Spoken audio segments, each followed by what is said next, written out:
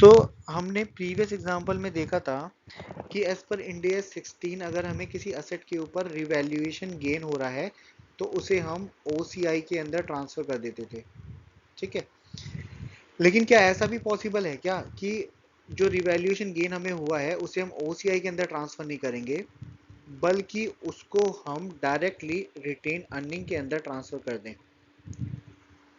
तो देखो ऐसा भी ना पॉसिबल होता है, और वो उसके लिए चाहे आपकी एसेट चाहे यूज की जा रही हो या फिर आपने अपनी एसेट को रिटायर या डिस्पोज ऑफ कर दिया है, दोनों ही केस में आप ऐसा कर सकते हो। लेकिन सपोज करो अगर आपने अपनी एसेट को रिटायर या डिस्पोज ऑफ किया है तो उस कंडीशन में तो पूरा होल ऑफ द अमाउंट आप ट्रांसफर कर दोगे, और अगर आपकी एसेट अभी यूज की जा रही है तो उस कंडीशन में आप whole of the amount transfer नहीं करते, बल्कि क्या करते हो,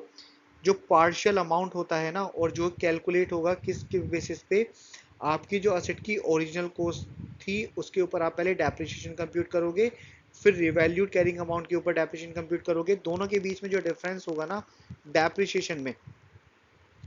उस अमाउंट को आप ट्रांसफर कर सकते हो,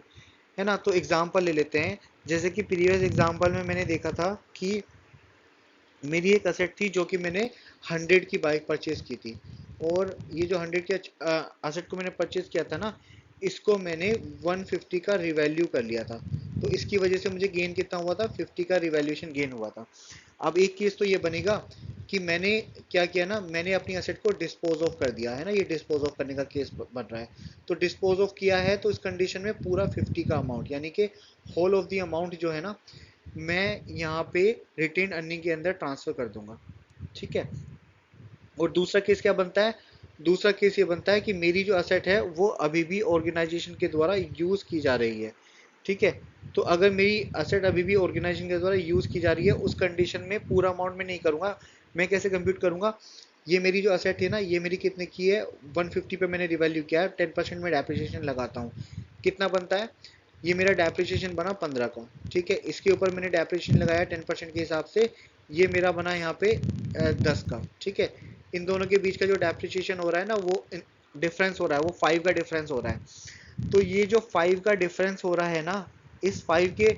डिफरेंस को मैं रिटेन अर्निंग के अंदर ट्रांसफर कर दूंगा। ठीक है, यहाँ पे रिटेन अर्निंग के अंदर, लेकिन यहाँ पे पूरा का पूरा जो 50 का अमाउंट है ना, अगर मैंने असेट को यूज कर रहा हूँ, असेट इज बीइंग यूज्ड,